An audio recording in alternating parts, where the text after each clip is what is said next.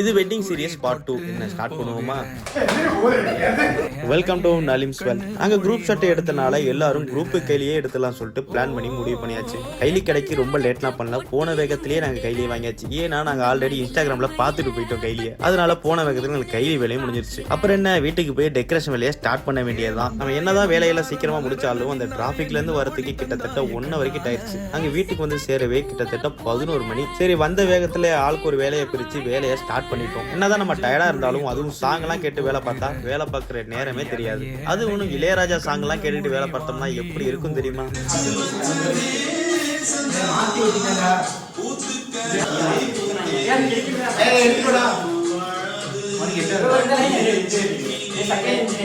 ஒரு வழியா 2:30 மணிக்குள்ள டெக்கரேஷன் வேலையை முடிச்சாச்சு. கல்யாணத்துல பிறகு சந்திப்போம். ஓகே, எல்லாரும்